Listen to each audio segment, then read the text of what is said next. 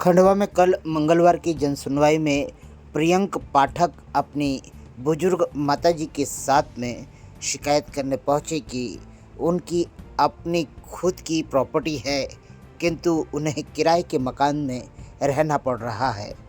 आखिर में उनके रिश्तेदारों ने उनसे छल कपट करके उनकी ही ज़मीन से उनकी हिस्सेदारी अलग कर दी। आइए देखिए प्रियंक पाठक की क्या है पीड़ा और क्या है संघर्ष, क्यों जूझ रहे हैं खुद की ज़मीन और खुद के मकान होने के बाद में भी किराए के मकान पे रहने को क्यों हैं मजबूर।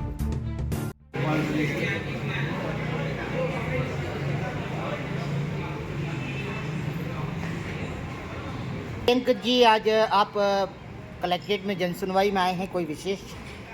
जी, आज कलेक्टर साहब से मिलने का तात्पर्य ये था कि हमारा एक मकान है खंडवा में, घंटाघर पे स्थित है। वहाँ पे हमारे चाचा निवास करते थे।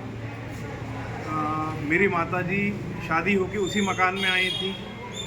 इसके बाद रोज़गार के सिलसिले में माता और पिताजी मेरे भोपाल चले गए थे हम लोग। इसके बाद लगभग 3 वर्ष पहले हम लोग अभी वापस खंडवा आए हैं दादाजी के बुलावे से।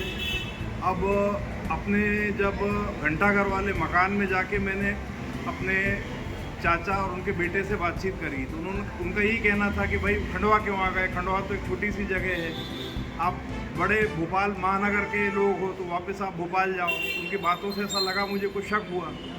फिर इसके बाद जब देखा तो मैं अपना हनवे जी हैं जो अपने ये नकल शाखा, यहाँ से दादाजी के मकान के पूरे डॉक्यूमेंट वगैरह निकलवाए, सर्टिफाइड कॉपी। अब उसमें मैंने क्या पाया कि जो दादाजी के हस्ताक्षर से लेके जो मुझे नोटिस पहुँचाए गए, मेरी माताजी के नाम मेरे नाम जो नोटिस पहुँचाए गए, वो सब इंदौर के फर्जी पते पे पहुँचाए गए। और देखिए, कहते हैं ना कि जैसे कि नकल करने में भी अकल की ज़रूरत होती है, तो मेरे चाचा के पुत्र ने, मतलब मेरे जो छोटा भाई है, उसने गलती ये कर दी कि मेरा पता खुद का, उनका एक मकान है इंदौर में, तो उसने खुद का पता ही लिखवा दिया जहाँ वो लोग खुद रहते हैं। नोटिस मुझे प्राप्त नहीं हुए, जाहिर सूचना भी इन्होंने दी होगी, लेकिन जाहिर सूचना भी किसी ऐसे अखबार में दी होगी जो हो सकता है साप्ताहिक हो या दैनिक हो, कम लोगों ने पढ़ा हो। हम तक जानकारी नहीं थी। आज मेरी माताजी वृद्ध हैं, सीनियर सिटीज़न हैं, विडो हैं, विधवा हैं। तो मैं चाहता हूं कि कलेक्टर साहब, एसपी साहब के माध्यम से, प्रशासन के माध्यम से मेरी माताजी को उचित न्याय मिलना बहुत ज़रूरी है। और वर्तमान में हम लोग अभी खंडवा ज़िले में किराए से निवास करते हैं। और मेरे जो चाचा हैं, इनके पुत्र के पास इन्होंने यही सब ज़मीन बेच के साँठ-गाँठ करके कम से कम 2-3 मकान इंदौर में बनाए हैं। प्रॉपर्टी बहुत अच्छी बनाई है। और सुभाष नगर में भी इन्होंने एक मकान बनाया है। वर्तमान जो मेरे दादाजी का मकान है, इसमें अभी किराया बहुत आ रहा है अभी, क्योंकि मेन मार्केट का मकान है। किराए में से भी ऐसा कुछ नहीं, और जाओ वहाँ से तो हमको धमकी मिलती है वहाँ से कि हम ऐसा FIR करवा देंगे कि हमारे आप घर में घुसे। बस न्याय की अपेक्षा रखते हैं। भाई बंधुओं का नाम क्या है?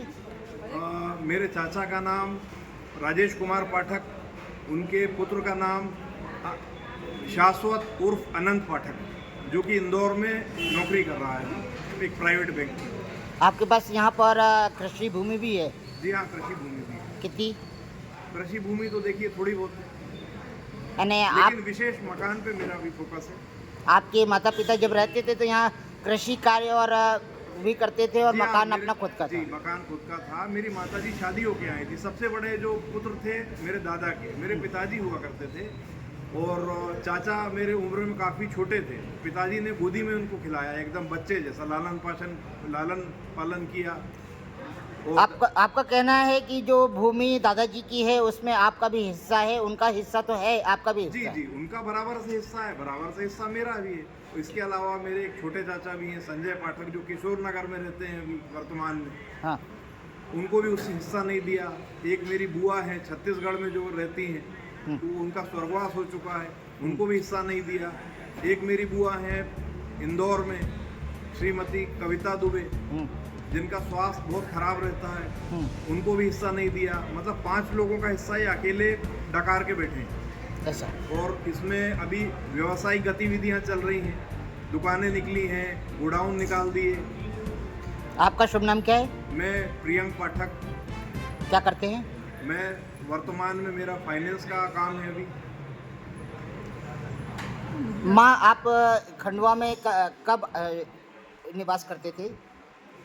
सन 77 से 86 तक हम इसी मकान में रहे। अच्छा। शादी होकर यहीं आए थे हम, हाँ। इसी मकान में। हाँ। 10 साल रहने के बाद हम्म, फिर सब प्राइवेट सर्विस थी तो वहाँ भोपाल चले गए हैं। तो फिर आपको इस बीच में नहीं पता चला कि लोगों ने इस तरह से आपके मकान के साथ? झूठा इधर उन्होंने सब लिखित में कर दिया और हम तक सूचना ही दी नहीं उन्होंने। तो आप जिला कलेक्टर से क्या अनुरोध करना चाहते हैं? ये अनुरोध करना चाहते हैं कि हमारा जो मकान है उसका हमको जल्दी फैसला मिले और हम उस मकान में जाना चाहते हैं। अभी हम किराए से के मकान में रहते हैं। ऐसा।